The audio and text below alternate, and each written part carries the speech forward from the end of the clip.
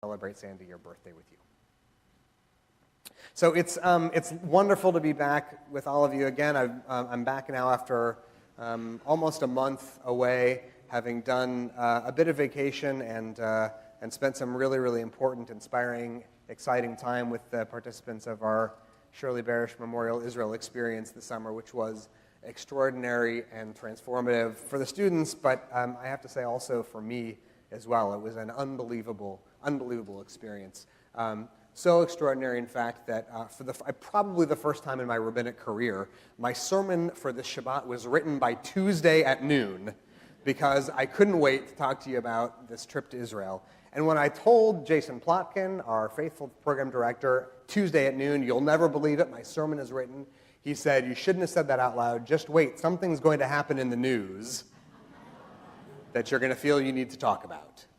So join us next year for my sermon about Israel and Poland, when I'll be thrilled to talk to you about the experience that I had there. So again, of course, looking at the news in the past few days, and frankly over the past few weeks, it is sadly repetitive to be together again on Shabbat, to be reflecting on another terrible few days in the global community, reeling from another terrible act of terrorism as another wave of fear and anger rolls throughout the whole world. It is a pretty crummy feeling to be propelled into Shabbat by tragedy, although it is reassuring to know that we can try to find some comfort and meaning here together. I have to tell you, not only because I lost a very good sermon over it, but because this pattern of experiencing and reeling from and trying to make sense of tragedy in the world is feeling tiresome and wearying. I'm getting pretty well over it. It's really nice to be back from vacation and back with all of you, but frankly, I'm getting tired of making Shabbos with you in the midst of sadness around the world. Unfortunately, but maybe appropriately, our Torah portion this week delivers us also a nice, healthy helping of tragedy as well. In this week's portion, Miriam and Aaron, both Moses' sister and brother, both die. And this week, too, Moses receives the heartbreaking news from God that he won't be permitted to make it into the promised land alive either. But for tonight, I just want to focus on Miriam. When the Torah delivers the report of her death, it does so briefly and unsentimentally. The Israelites encamped at Kadesh on the first day of the month. Miriam died and was buried there, period. That's it. No mourning rituals, nothing to suggest that any of the Israelites with her paused to grieve or to remember her, to acknowledge the role that Miriam the prophetess played in the life of her people. They just, it seems, chose not to mourn. Now, that decision not to mourn has consequences. It always does. All of us, of course, are free to choose how we work through our losses. We decide how to grieve, and we can just as easily decide not to grieve at all. We might make that choice because we think it'll be easier or more convenient, or because we don't want other people to see us hurting. But that decision always is followed by real repercussions. Grief is a high-octane, highly volatile substance. If we don't carve wide channels for it to flow through the rituals of mourning, then when it boils, it will overflow in ways that are unfailingly less easy, less convenient, less comfortable than if we had processed our grief when the loss first occurred. So in our Torah portion, right after Miriam dies, something funny happens. All of a sudden, the Israelites' wells start to run dry.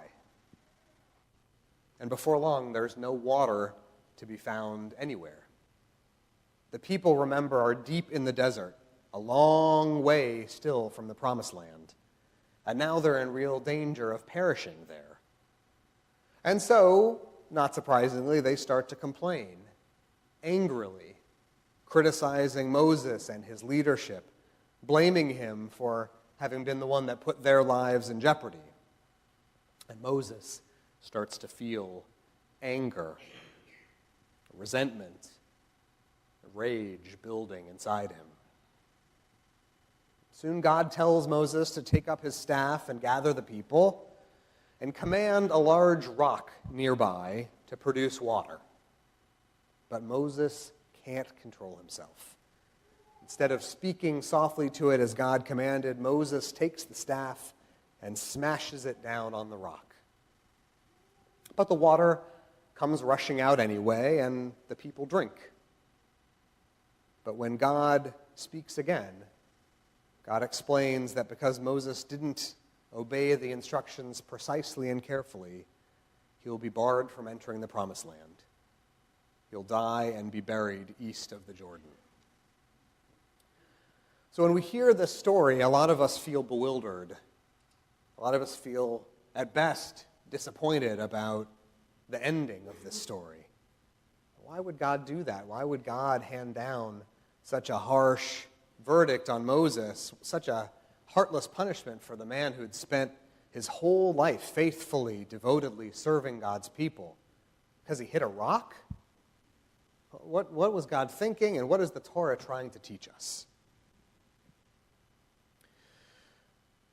When he was marching from Selma to Montgomery in 1965, you may know that Martin Luther King was accompanied by Rabbi Abraham Joshua Heschel. Heschel marched with King right there at the front of the crowd, right next to Dr. King. The march was long, of course, so they had plenty of time. And so since both of them were clergymen, they soon started chatting. And so Heschel asked King about this story from the book of Numbers. "It's always bothered me," Heschel said. "It seems so out of character. If God is a God of wisdom and mercy, why would God deliver such a harsh punishment to Moses for what seems like such a petty infraction?" And this is Dr. King's reply. "God told Moses to speak to the rock, but instead he struck it. God's judgment came to teach us that no one should hit when one can speak instead." It's undeniable that violence can bring results, Dr. King taught. But God wants human beings to follow the word and not the sword. So Dr. King taught that to Rabbi Heschel because nonviolence was at the core of his message, because he advocated tactics of peaceful resistance in the face of injustice in the struggle for civil rights. It is a beautiful and powerful response that he offered, an inspiring teaching that resonates deeply for many of us. But I have to tell you tonight that at its core, that is not a Jewish message. Peace is a commodity of extraordinary worth to us Jews. Every time we pray, on Shabbat, on holidays, even in the prayer for Thanksgiving after our meals, we include a prayer for peace. The rabbis of antiquity asserted that the only reason God might have created the universe in the first place was so that our planet could become a containment vessel for God's peace. Even the Hebrew word for peace, shalom, is said to be one of God's names. And so in some communities, it's viewed with such reverence that if one finds a piece of paper on which the word shalom is written, one is commanded to treat that piece of paper with the same respect accorded to a scroll of the Torah. So given all of these facts about the role of peace in Jewish life, you might well conclude that Judaism is categorically opposed to violence, that Judaism views war as sin, and that Judaism calls us to aspire toward uncompromising pacifism, but should be wrong. Now, it may be true that the person who came up with the doctrine of turning the other cheek may have been Jewish, but that teaching is different from the way we Jews see the world. Judaism believes that there is right and there is wrong, and although it's not a comfortable truth among some of us modern progressives, our traditions have emphatically and unambiguously asserted that sometimes the use of force is necessary to stop evil from spreading, and to protect those who are vulnerable. And so, I have to understand the story about the rock and the water as meaning something different. But we might have to dig a little bit deeper and investigate a little bit more carefully to find it. And the answer, I think, comes from a moment earlier in the story.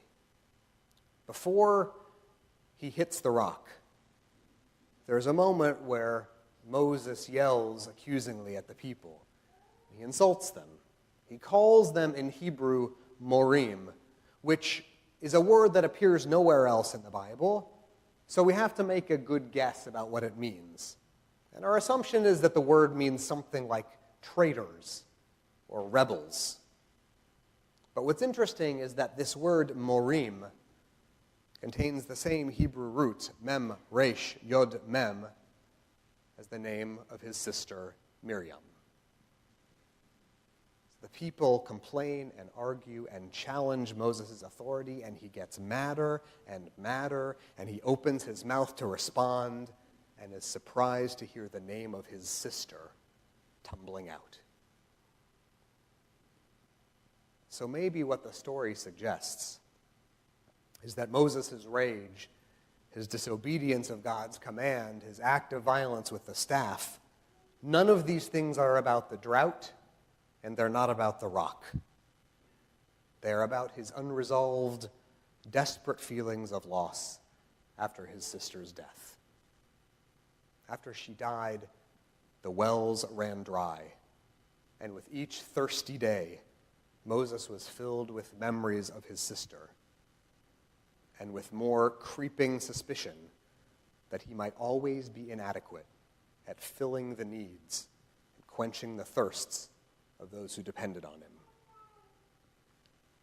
Judaism has never taught that violence is categorically, eternally wrong. But the conclusion of this story might be that violence can never be an appropriate method of grief management. These days, all of us in the world are mourners. All of us find ourselves struggling with painful feelings of loss and resentment and anger. And we are forbidden by our tradition to turn in that experience of rage to the sword. But we are cautioned also against turning to the capitulation that wears the clothing of pacifism. Judaism teaches that every loss, every death, is the loss of a whole world. And so these acts of wild cruelty and violent terrorism that claim dozens of lives, they represent a loss that is incalculable. They leave us feeling impotent and hopeless and scared. And so it's very easy and very tempting for our first impulsive response to be one of reprisal, to reach for the sword before the word. Friends, our world has lost so much during these days of grief and terror. In our nation, in Europe, in the Middle East. So many of us, and so many that we will never know, are deep in mourning, in sadness, and in anger. I know I'm not the only one who's tired of entering into Shabbat with these feelings. But our teaching and our tradition reminds us that the response to grief and anger is not violence, but words. Friends, we're here together in a place of words. Sacred and delicate, confusing, ancient, comforting words. And so I'll tell you that when I walked in here with feelings of confusion and desperation, I found great comfort in hearing words from all of you, speaking them together, singing them together, chanting and whispering and rolling them quietly around your mouths. We need our words of strength and guidance, the words that assure us quietly of God's nearness.